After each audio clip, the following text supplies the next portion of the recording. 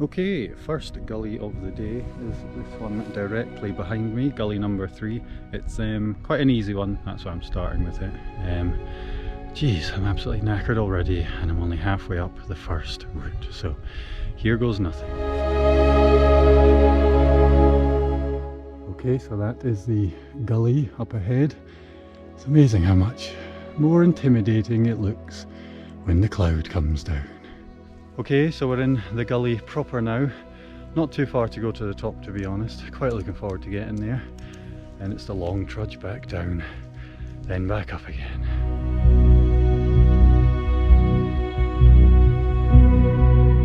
That's the top of this gully, just to my right. Quite steep at the top there. Wee bit spicy. Now it's time to head for the summit in the mist.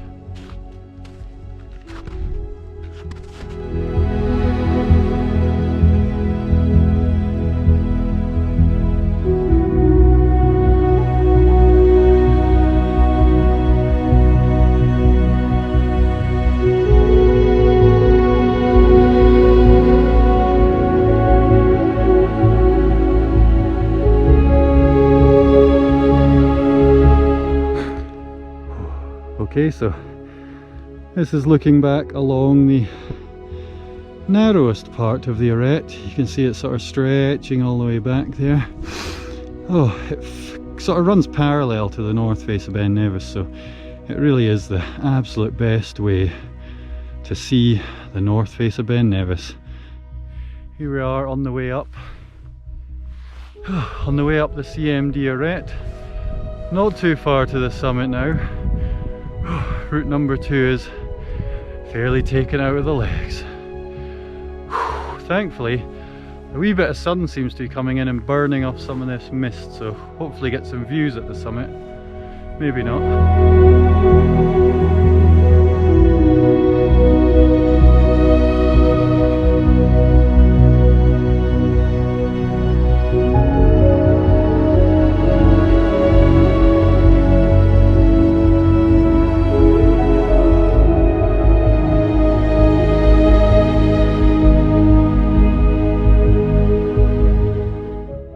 There is the wee campsite, the CIC hut. Day 2, first route of the day, and once again Ben Nevis is looking spectacular.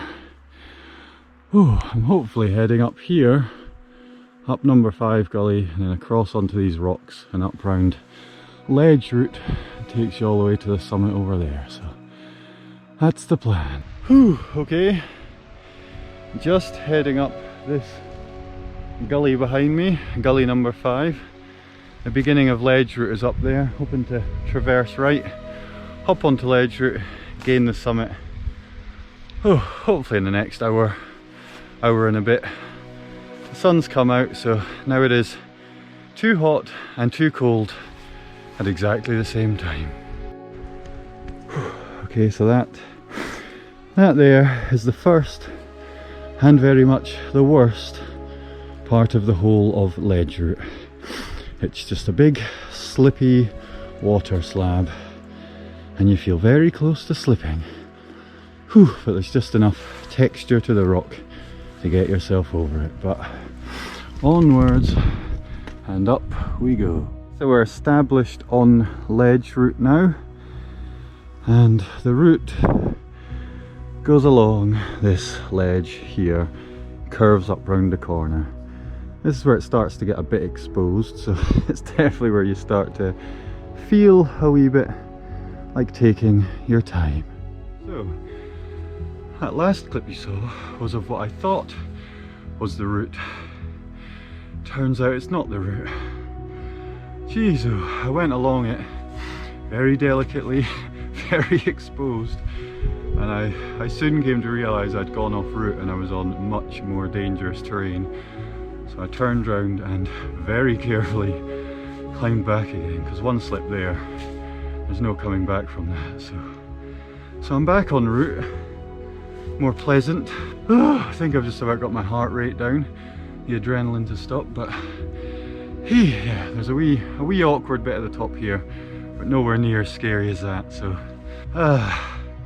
That's the one thing I hate in the mountains when you're on your own, is going off route and getting into dangerous terrain. It really puts the willies up me. Anyway, get to the top and have a snack. Can't be long before this takes a tumble. I would not want to be below that when it comes down. A very finely balanced, humongous boulder. Whew, okay, so that is ledge route snaking up here. It's not actually as tricky as it looks from here. A couple of narrow bits where the exposure gets a bit lively, but thankfully we're moving on to easier ground ahead on up to the summit of the mountain. So I'm quite glad of that, because still feeling a bit shaken up after going off route and getting myself in a bit of trouble there. So looking forward to getting to the top, having a rest, having a snack, and thinking about what the next route is.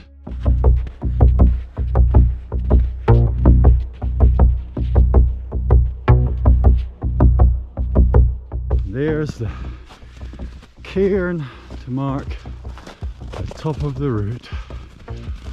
God, I'm glad to be here. Got a bit scary in the middle there, so need to regain my composure, but absolutely stunning views.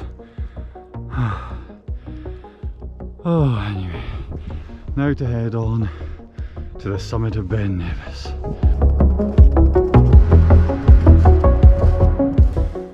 So this is the cornice at the top of gully number 3, looking like it could be ready to avalanche any time now. I climbed through that yesterday, not realising it was so sketchy up here, and I looked back and realised I'd been quite fortunate to get away with climbing about on that, because it's not long till that's going to avalanche. All the gullies are kind of the same. It's quite a long old walk round from ledge route, to be honest. It's kind of the other side of the mountain, but the views are spectacular. As usual, it's a busy old summit.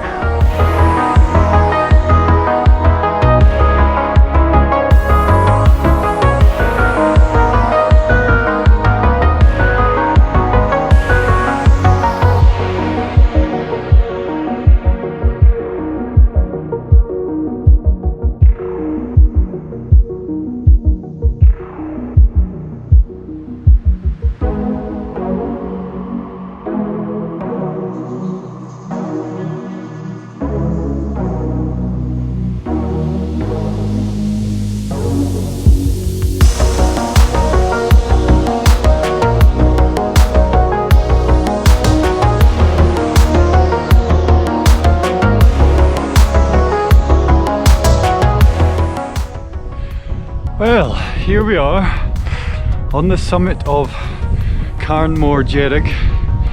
Whew, that is the CMD in the CMD arete. This is actually the 9th highest mountain in Scotland, but it is, I'll just add a wee stone to this cairn. There you go. It's a wee bit higher after that.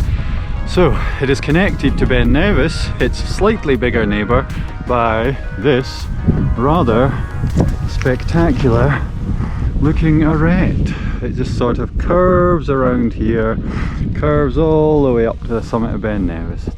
It really is the most spectacular way to summit Ben Nevis without ropes and a harness on.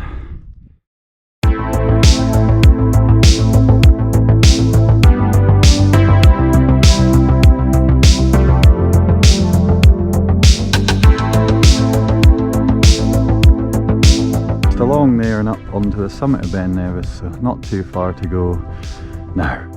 Here we are, approaching the summit, the final summit of day 2, thankfully.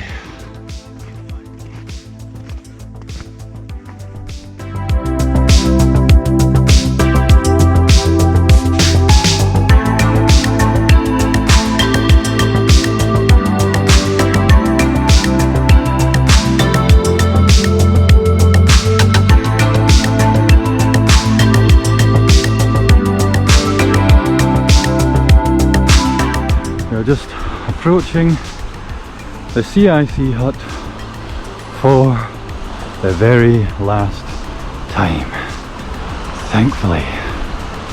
Whew. But Ben Nevis, it has been a blast. One last thing to do, and that is to dip these battered, bruised, horrible looking feet into this ice cold meltwater. Oh my god, that's cold. Whew. Oh my god, that's cold, but quite enjoyable.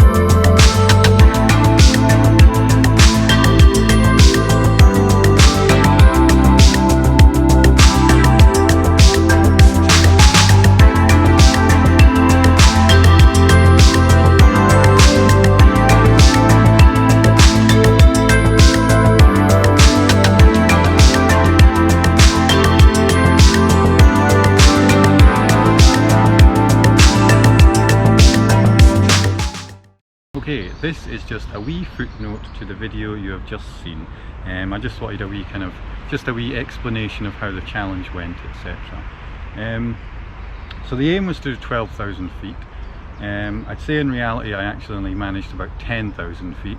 I just don't think I was physically and psychologically able to push for that last summit, that final route. It was taking me longer to do these routes than expected. It was getting a bit later in the day. I think I would have needed another 4 hours or so to do another route. But it's the challenge that counts.